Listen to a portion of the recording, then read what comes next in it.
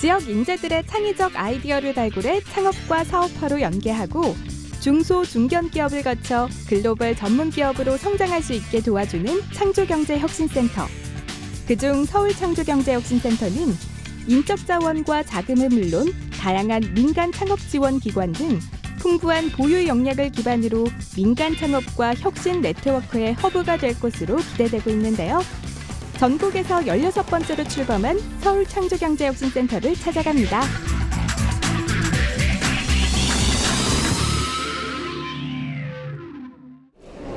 창조경제혁신센터는 지난해 9월 대구 창조경제혁신센터를 시작으로 올해 7월 말 인천 창조경제혁신센터가 출범하게 되면서 전국적 네트워크를 갖춘 온오프라인 창조경제 실현 플랫폼을 구축하게 되었는데요. 창조경제혁신센터가 출범하기 이전부터 국내의 스타트업 발굴과 창업 역량 강화에 힘을 쏟아온 곳이 있습니다. 바로 창조경제 교류공간 드림엔터인데요.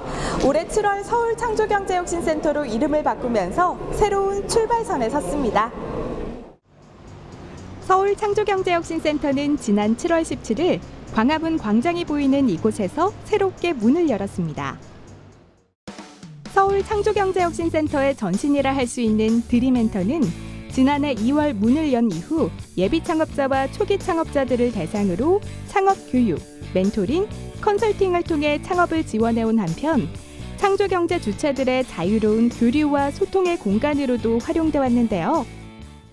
개소 이후 지금까지의 누적 이용자 수만도 10만 명에 이를 정도로 많은 시민들이 이용해오고 있습니다. 이처럼 많은 이용자들의 호응은 센터 운영에 있어 큰 힘이 되고 있는데요. 이에 힘입어 그동안 드림엔터의 책임자로 사업을 추진해온 박용호 센터장은 이제 서울창조경제혁신센터의 책임자로서 그간의 운영 성과를 밑거름 삼아 더 많은, 더 다양한 창업 지원 사업을 펼쳐갈 계획이라고 합니다. 서울에는 이제 좋은 민간 창업 기관들이 많이 있습니다. 또 대학 창업 기관들도 있고요. 그들과 협력해서 그동안 파편화되어 있던 이런 창업 프로그램들을 지금 이렇게 통합을 해서 시너지를 내면서 협력 모델을 구축하는 게 있고, 또 서울에서 이렇게 잘 구성된 프로그램들이 지역센터로, 지역창조경제혁신센터로 잘 보급이 될 수 있도록, 그래서 서울에 있는 이런 좋은 창업 생태계 문화가 지방에까지 확산이 될 수 있도록 하는 것도 저희의 그 과제로 또 추가가 됐고요. 하나 마지막으로 더 추가된 것이 이제 도시생활 스타일 그래가지고 서울에 있는 좋은 패션이나 푸드테크, 식문화 관련된 이런 디자인 관련된 이런 내용들도 사업화할 수 있도록 저희가 특이하게 또 특화 사업으로 안고 가게 됐습니다. 그래서 기존에 있던 사업에다가 지금 말씀드린 3가지 사업이 더 추가가 되었습니다. 새로운 비전과 추진 전략으로 새롭게 출발하는 서울창조경제혁신센터. 지역이 갖고 있는 인프라를 바탕으로 예비 창업가와 초기 창업가, 멘토, 투자자를 연결하는 대표적인 창조경제 교류 공간으로 국내의 창업 열기를 더욱 뜨겁게 달궈갈 텐데요. 이를 이끌어갈 원동력이 될 사업이 있습니다. 바로 각 분야 전문가들이 참여하는 멘토링 사업입니다. 드림엔터 때부터 형성된 가장 큰 자산이자 앞으로 서울창조경제혁신센터가 민간 창업의 허브 역할을 하는 데 있어 탄탄한 기초가 되어줄 멘토링 사업은 지금도 활발하게 이루어지고 있는데요. 그동안 1,300회가 넘는 멘토링을 진행하면서 다양한 연령, 다양한 계층의 예비 창업가들에게 창업의 기회를 주고 있습니다. 창업을 꿈꾸는 사람 누구나가 언제든지 와서 멘토링과 창업 교육을 통해서 그 꿈을 실현할 수 있고, 그래서 저희 서울센터는 창조경제의 어떤 영적인 장소, 또 태동이 된 어떤 원초적인 장소였다라는 그 밸류를 계속 유지하려고 하고 있고요.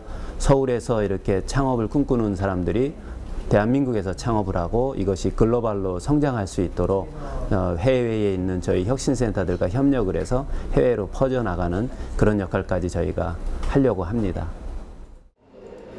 한편 서울창조경제혁신센터는 입주 보육 공간을 제공해 좀 더 안정적인 출발을 할 수 있도록 돕고 있기도 한데요. 그동안 있어왔던 공간 부족 문제를 서울창조경제혁신센터로 새롭게 문을 열면서 어느 정도 해결할 수 있게 됐습니다. 드림멘터가 제일 처음에 생길 때에는 교류 공간이라는 취지여서 원래는 입주 공간 자체가 없었어요. 그런데 입주를 원하는 분들이 워낙 많다 보니까 저희가 이렇게 테이블이라도 들여서 입주 공간을 마련을 해드렸고요. 이제 더욱더 이제 스타트업이 발전하고 성장하다 보니까 더 독립적인 공간을 원하시는 분들이 많아서 이번에 서울혁신센터로 출범을 하면서 인큐베이팅 센터도 마련을 해서 리모델링을 해서 지금 준비 중인 부분이 있고요. 이제 입주하는 팀들을 대상으로 밀착 멘토링도 지원을 하고 이제 성장하는 팀들을 대상으로는 뭐 데모데이나 교육이나 여러 가지 포럼 등 이런 저희 연계 프로그램을 지원할 예정입니다. 센터 내 입주 보육 공간에 입주해 있는 10개의 스타트업 중 한 곳을 찾았습니다. 냅킨에 광고를 입히는 새로운 아이디어로 무자본 창업을 실현한 스타트업인데요. 대형 전광판이나 버스와 지하철 광고 등 기존의 BTR 광고 대신 냅킨이라는 새로운 광고 영역을 개척한 청년 창업가들이 그 주인공들입니다. 지금 화면에 보이는 것들이 바로 이들 청년 창업가들의 아이디어로 탄생한 오프라인 광고 매체 냅키니. 식당에서 흔히 사용하는 냅킨에 광고주의 업체 정보를 실은 것인데요. 그 시작이 궁금합니다. 예, 원래 저희는 IT 서비스를 했었는데요. 이제 자본력이 없는 스타트업이다 보니까 홍보를 어떻게 하면은 좀 저렴하게 할 수 있을까 그런 고민을 많이 했었습니다.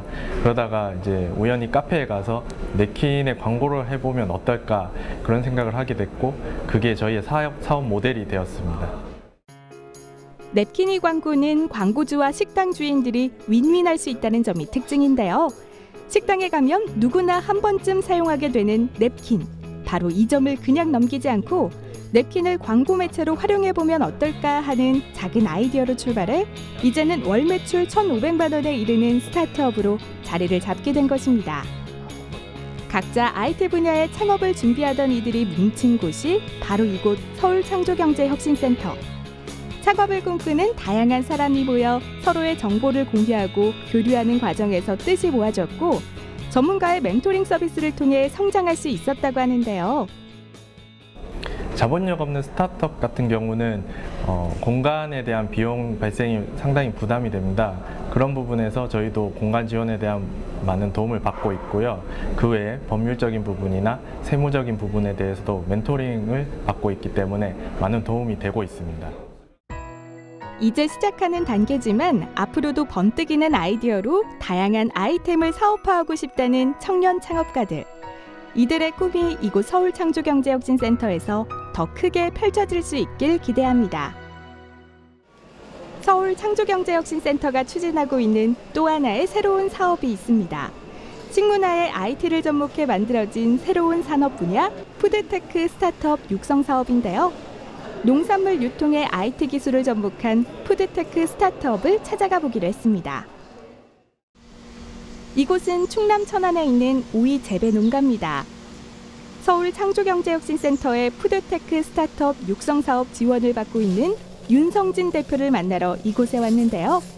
비닐하우스 안에서 농장주와 함께 오이를 따고 있는 이분이 바로 윤성진 대표. 그런데 잠시 후 오이를 따다 말고 스마트폰으로 사진을 찍는가 싶더니 이내 장문에 글을 쓰기 시작하는데요.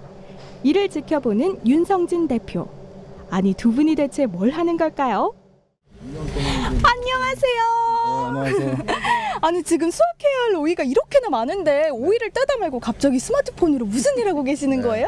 저희가 보시다시피 지금 영농일기를 스마트폰으로 작성하고 계시는 건데요. 네. 이제 소비자들이 구매하시는 이 오이가 모종 단계 출하까지 모든 일련을 가지니 누가 어디서 어떻게 생산하고 재배하고 있는지를 지금 스마트폰 어플을 통해서 기록하고 계시는 중이에요.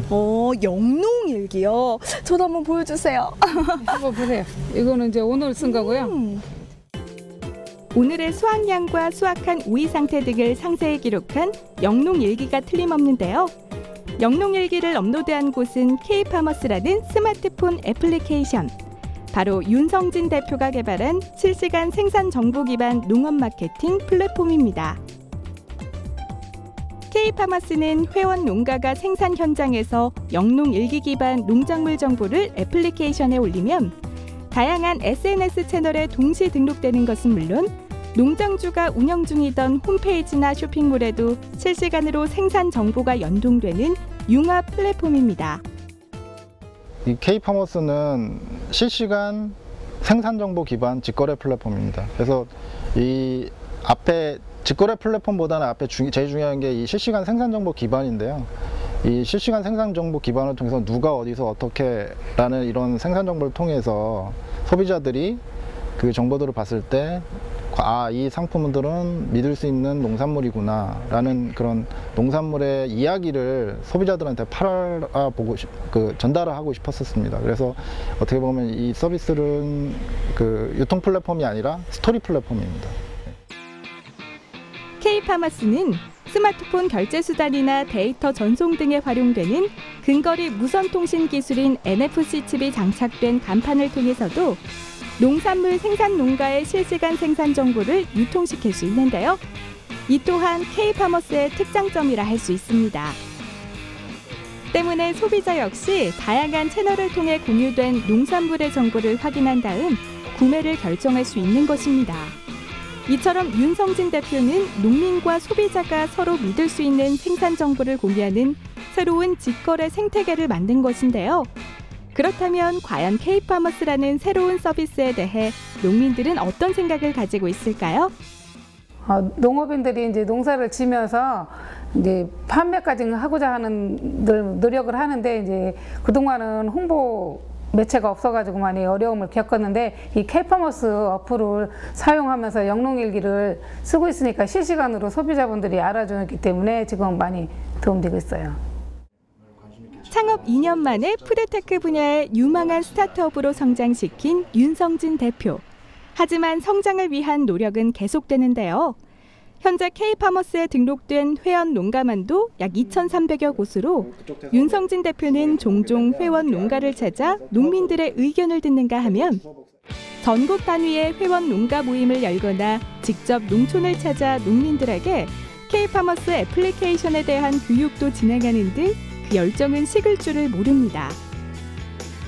누구도 도전하지 않았던 일이라 시작부터 어려움이 많았지만 서울창조경제혁신센터의 푸드테크 스타트업 육성 사업을 통해 한 단계 더 성장할 수 있었던 윤성진 대표.